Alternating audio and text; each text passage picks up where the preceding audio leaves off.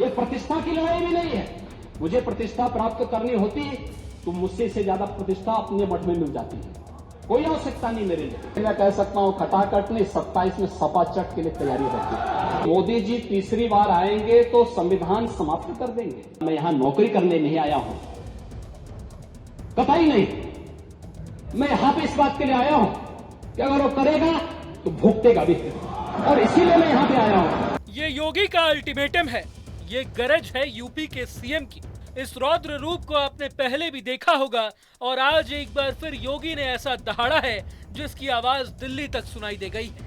लोकसभा में अखिलेश के भाषण का यूपी विधानसभा में जब योगी ने ताबड़तोड़ जवाब देना शुरू किया तो उनके निशाने पर चाचा भतीजे की जोड़ी भी थी।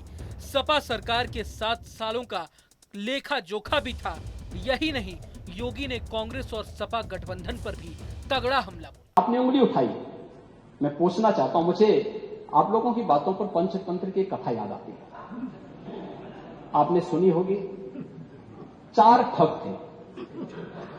एक किसान एक बकरी लेकर के जा रहा था, तो चारों ठगों ने कहा कि इस किसान से बकरी कैसे ली जाए। तो हो सकता है कि उनको थोड़ा लोक लाज रही हो, तो उन्होंने कहा चलो छीन तो नहीं साफ कर पाएंगे, तो एक काम करते हैं, चारों अलग अलग जगह खड़े हो जाते हैं और अलग जगह खड़े होकर के हम लोग ये बोले कि भाई ये कुत्ते का बच्चा कहां लेके जा रहा है।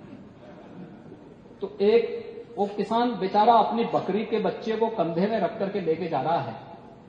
तो पहले ठग के पास से गुजरता तो बोलता, अरे काका ये सब क्या ले जा रहा है, ये कुत्ते के बच्चे को अपने कंधे में लेके क्या जा रहा है।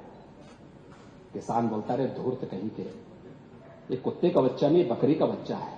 वो हंसते हुए चुप हो जाता है। आगे अगले चौराहे पे जाता दूसरा ठग, अरे काका ये तो कुत्ते का बच्चा आप कहां लेके जा रहे हैं। तो बोलता है, उसको भी डांटता, अरे पागल हो गए क्या, अरे कुत्ते का बच्चा नहीं बकरी का बच्चा है। अगले आगे बढ़ता है, फिर तीसरा ठग मिल जाता है, वह भी फिर यही बात उसको बोलता है। चौथे ठग ने भी कहा तो किसान को विश्वास हो गया। उसको लगा कि भोला भाला किसान, अन्नदाता किसान, मेहनती किसान, उसको विश्वास हो गया यार एक व्यक्ति झूठ बोलेगा, लगता है कि मेरी दृष्टि दोष ही मुझे हो गया है, लगता है ये कुत्ते का बच्चा ही। उसने फेंक दिया उसको। चारों ठगों का काम पूरा हो गया और चुनाव में खटाखट 1 लाख का बॉन्ड, 1 लाख का बॉन्ड कहां गया?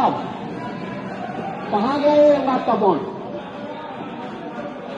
1 लाख का बॉन्ड। और मैं इसीलिए कह रहा हूं, शिवपाल जी भाग गए यहां से, लेकिन मैं कह सकता हूं खटाखट नहीं, 27 में सपा चट के लिए तैयारी रखी। 27 में सपा चट। 1 लाख बॉन्ड के लिए हम लोग भी मांगेंगे हिसाब। 1 लाख का बॉन्ड कहां गया? और मैं तो आप सबसे कहूंगा, एक बार जाइए जनता जनार्दन के सामने, पूछिए उनको कि भाई 1 लाख का हिसाब मांगे इन लोगों से, पैसा गया था, कौन खा गया, खाने वाले लोग कौन है 1 लाख का। सीएम योगी ने अपने भाषण में अयोध्या गैंगरेप कांड समेत लखनऊ में मंचलों की करतूत पर भी आवाज बुलंद की। मैं यहां पे इस बात के लिए आया हूं कि अगर वो करेगा तो भुगतेगा भी, और इसीलिए मैं यहां पे आया हूं कि हम लोग इससे लड़ेंगे।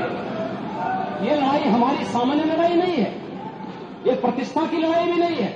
मुझे प्रतिष्ठा प्राप्त करनी होती तो मुझसे से ज्यादा प्रतिष्ठा अपने मठ में मिल जाती है। कोई आवश्यकता नहीं मेरे लिए।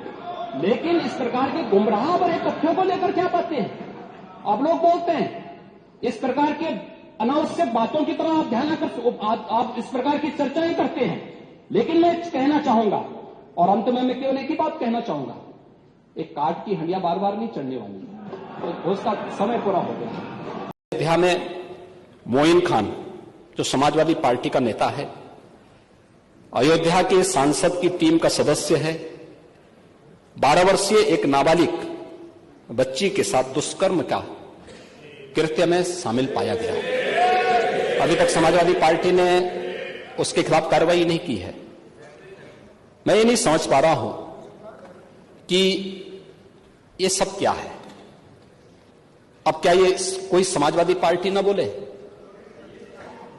आपका एक्टिव मेंबर है, आपके सांसद के साथ बैठ रहा है, खा रहा है, उनके साथ चल रहा है, लेकिन इस प्रकार के, और यह अति पिछड़ी जाति से जुड़े हुए एक बालिका से जुड़ा हुआ मामला है, और इस प्रकार की घटिया हरकत में वह लिप्त है, लेकिन तब भी उसको हल्केपन से उड़ाने का काम होता, यानी हल्केपन से लेने का काम होता है। योगी ने अपने भाषण में अपनी सरकार के कामकाज तो गिनाए ही, साथ ही साथ जिस तरह से कांग्रेस बीजेपी पर संविधान की हत्या करने का आरोप लगाते आ रही है, योगी ने इस मुद्दे को लेकर भी अपनी आवाज बुलंद की। संविधान का गला घोंटने वाले लोग कौन थे? और कहते हैं कि मोदी जी तीसरी बार आएंगे तो संविधान समाप्त कर देंगे। मोदी जी तो 10 वर्षों से हैं। बाबा साहब भीमराव अंबेडकर जी का जितना सम्मान मोदी जी ने किया, पंच तीर्थों का निर्माण किया, बाबा साहब भीमराव अंबेडकर के जन्म स्थल मऊ मध्य प्रदेश में भव्य स्मारक का निर्माण किया। बाबा साहब भीमराव अंबेडकर से जुड़े हुए, जहां उन्होंने अपने उच्च शिक्षा अर्जित की थी, इंग्लैंड की उस मकान को खरीद करके अनुसूचित जाति के बच्चों के लिए हायर एजुकेशन के लिए स्कॉलरशिप की व्यवस्था की, और उसके लिए इंडिया हाउस के रूप में उसे स्थापित करके इसको बाबा साहब भीमराव अंबेडकर का एक स्मारक इंग्लैंड में भी बनवाया और स्कॉलरशिप की व्यवस्था की। ये मोदी जी के कारण हुआ। बाबा साहब भीमराव अंबेडकर ने अपना सार्वजनिक जीवन दिल्ली के अंदर जिस मकान में रह के किया था, उससे बाबा साहब भीमराव अंबेडकर का स्मारक बनाने का काम मोदी जी ने किया। बाबा साहब भीमराव अंबेडकर ने सामाजिक व्यवस्था के खिलाफ बौद्ध धर्म यानी दीक्षा जहां नागपुर में जिस स्थल पर ली थी, उसे भव्य स्मारक बनाने का काम मोदी जी ने किया।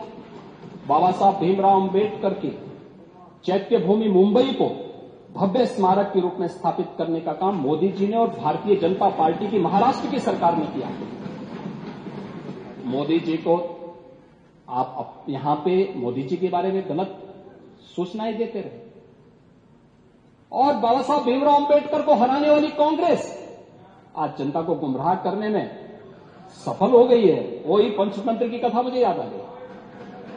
आरक्षण समाप्त कर देंगे। आरक्षण, मैंने तो आपके सामने एक झलक प्रस्तुत की। आपके समय ओबीसी के जितने छात्रों की, समाजवादी पार्टी के समय जितने भी नियुक्तियां हुई हैं, 27% भी उसमें आरक्षण नहीं मिला है। बता दें कि सीएम योगी आदित्यनाथ यूपी विधानसभा के मॉनसून सत्र में अनुपूरक बजट पर चर्चा के दौरान भाषण दे रहे थे।